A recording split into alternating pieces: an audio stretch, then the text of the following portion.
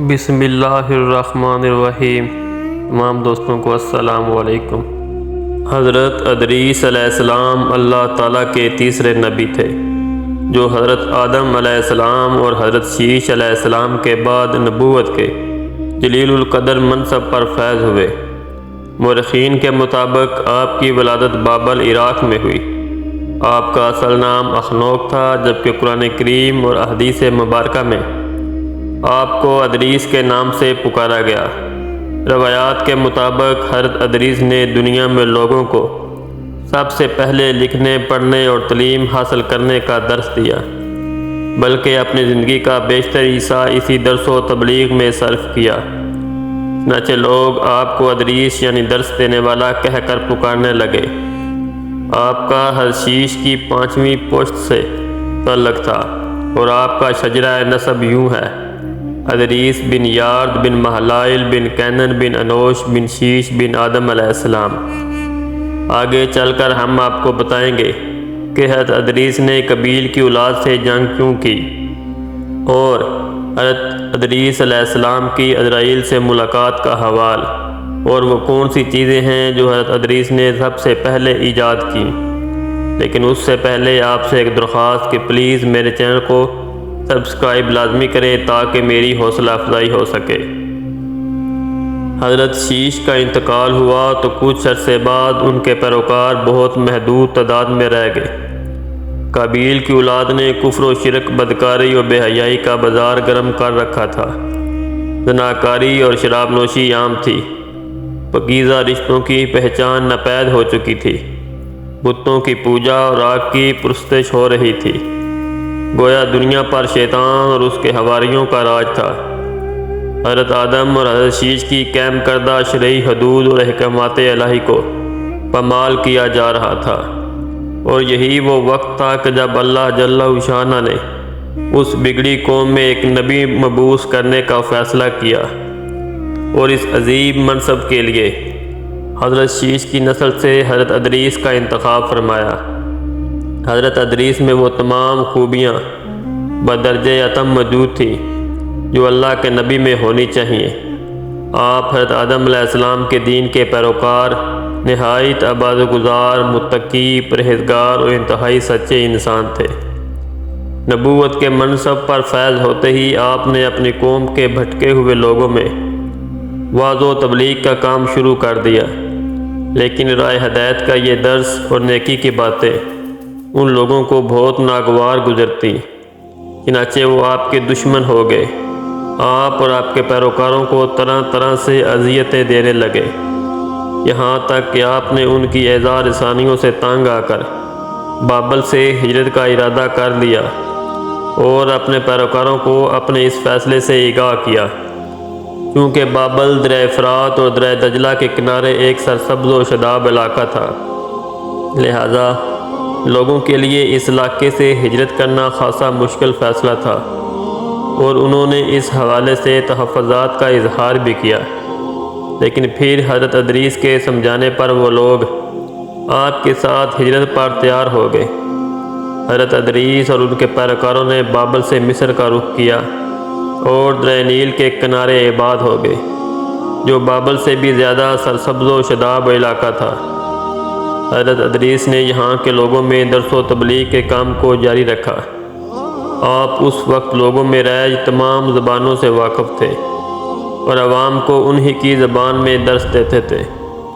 آپ کا قرآن مجید میں 2 مرتبہ ذکر آیا ہے۔ سورہ مریم میں اللہ تعالیٰ فرماتے ہیں: اور اس کتاب میں ادریس کا ذکر بھی کیجیے، بے شک وہ بڑے سچے نبی تھے، اور ہم نے ان کو بلند رتبے تک پہنچایا۔ سورۃ الانبیاء میں اللہ تعالیٰ نے فرمایا: اور اسماعیل اور ادریس اور ذوالکفل کا تذکرہ کیجیے، یہ سب احکام الہیہ پر ثابت قدم رہنے والے لوگوں میں سے تھے۔ تفسیر معارف القرآن کے مطابق حضرت ادریس علیہ السلام حضرت نوح علیہ السلام سے 1000 سال پہلے پیدا ہوئے۔ اللہ تعالیٰ نے آپ کو نبوت کے مرتبے پر سرفراز فرمایا اور آپ پر 23 صحیفے نازل فرمائے۔ حضرت ادریس علیہ السلام وہ پہلے انسان ہیں جنہیں علم نجوم اور حساب بطور معجزہ عطا کیا گیا۔ سب سے پہلے انہوں نے ہی قلم سے لکھنا اور کپڑا سینا ایجاد کیا۔ ان سے پہلے لوگ عموماً جانوروں کی کھال لباس کے طور پر استعمال کیا کرتے تھے۔ پھر یہ کہ سب سے پہلے ناپ تول کے طریقے بھی آپ ہی نے متعارف کروائے، اور اسلحہ بھی آپ کی ایجاد ہے۔ آپ نے اسلحہ تیار کر کے بنو قبیل سے جہاد کیا۔ علامہ ابن اسحاق کا کہنا ہے کہ دنیا کا سب سے پہلا شخص جس نے قلم سے لکھا حضرت ادریس ہے۔ معاویہ بن حکم سلمہ سے مروی ہے کہ انہوں نے حضور صلی اللہ علیہ وآلہ وسلم سے رمل کے بارے میں سوال کیا۔ یہ ایک ایسا علم ہے جس میں ریت پر مخصوص لکیریں کھینچ کر کچھ معلوم کیا جاتا ہے۔ تو رسول اللہ نے فرمایا، ایک پیغمبر تھے جنہوں نے یہ لکھا، لہذا جس شخص کا خط ان کے موافق ہو جائے تو اچھا ہے۔ علماء تفسیر فرماتے ہیں کہ پہلا شخص جس نے تبلیغ دین کے لیے وعظ و خطاب کا سلسلہ شروع کیا وہ حضرت ادریس علیہ السلام ہی تھے۔ روضۃ الاصفیاء کے مصنف تحریر کرتے ہیں کہ حضرت ادریس کثرت سے اللہ تعالیٰ کی حمد و ثنا اور عبادات میں مصروف رہتے تھے، اور فرشتوں میں نہایت محبت اور عقیدت و احترام کی نظروں سے دیکھے جاتے تھے۔ فرشتے ان کے پاس آتے اور ان کی صحبت میں بیٹھا کرتے تھے۔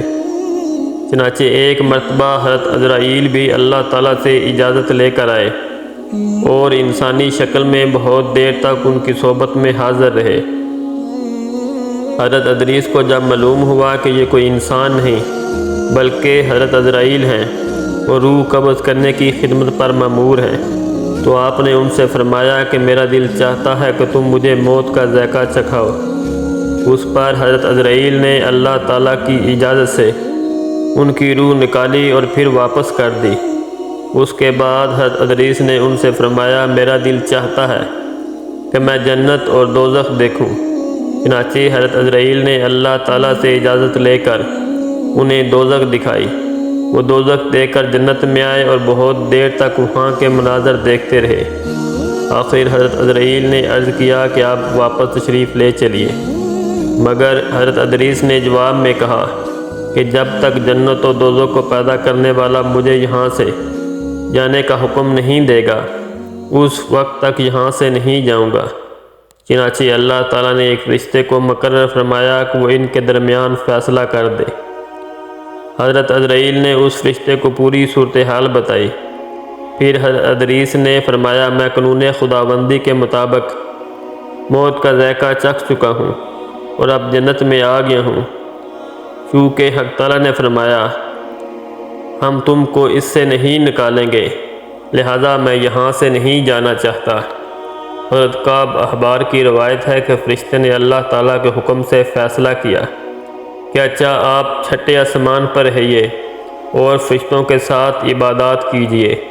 چنانچہ حضرت ادریس علیہ السلام چھٹے آسمان پر فرشتوں کے ساتھ عبادت میں مشغول رہتے ہیں۔ واللہ عالم۔ اس سلسلے میں متفق الاہلیہ حدیث یہ ہے کہ حضرت ادریس چوتھے آسمان پر ہیں۔ مجاہد اور دیگر بہت سے علماء کرام کا یہی قول ہے۔ حضرت زہری نے بھی حضرت انس سے مروی معراج کی حدیث نقل کی ہے کہ جب نبی کریم صلی اللہ علیہ وآلہ وسلم معراج کی رات چوتھے آسمان پر پہنچے تو وہاں آپ صلی اللہ علیہ وسلم کی ملاقات حضرت ادریس سے ہوئی، جنہوں نے حضور صلی اللہ علیہ وسلم کو دیکھ کر فرمایا، مرحبا صالح بھائی صالح نبی۔ حضرت ادریس کی زندگی میں دو چیزیں بہت نمایاں ہیں، ایک وعظ و تبلیغ اور دوسری اہل قبیل کے ساتھ جہاد۔ کیونکہ انہیں وعظ و تبلیغ میں ملکہ حاصل تھا، چنانچہ ان کی پہلی کوشش یہی رہی کہ وعظ و نصیحت سے اہل قبیل راہ راست پر آ جائیں اور دنیا برائیوں سے پاک ہو کر ایک اللہ کی عبادت کرنے لگے۔ لیکن شیطان نے ان لوگوں کو پوری طرح اپنی گرفت میں لے لیا تھا۔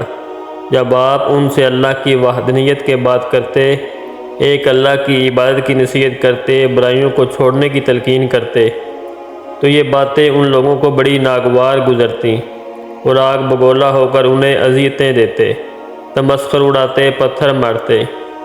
دراصل ایک طویل عرصے تک شیطان کے زیر اثر رہ کر یہ لوگ شرک و کفر اور برائیوں کی دلدل میں گردن تک دھنس چکے تھے۔ دنیا واضح طور پر دو گروہ میں تقسیم ہو چکی تھی، ایک شیطان کے پیروکار، دوسرے اللہ رب کائنات کے ماننے والے۔ حضرت ادریس اس صورتحال پر بڑے دل گرفتہ اور پریشان رہا کرتے تھے۔ آپ نے لاکھ کوشش کی کہ کس طرح تبلیغ کے ذریعے ان لوگوں کو راہ راست پر لایا جا سکے، لیکن جب کوئی صورت نظر نہ آئی تو انہوں نے اللہ تعالیٰ کے حکم سے ان لوگوں کے خلاف جہاد کا فیصلہ کیا۔ انہوں نے اللہ اور اس کے پیغمبر پر ایمان رکھنے والے نوجوانوں کی ایک جماعت کے ساتھ اہل قبیل کے ساتھ جہاد کیا، جس میں اللہ تعالیٰ نے انہیں کامیابی عطا فرمائی اور بہت سے لوگ دین حق کی جانب راغب ہوئے۔ امید ہے آپ کو آج کا یہ واقعہ پسند آیا ہوگا۔ پلیز چینل کو سبسکرائب کرنا مت بھولیے گا۔ السلام علیکم۔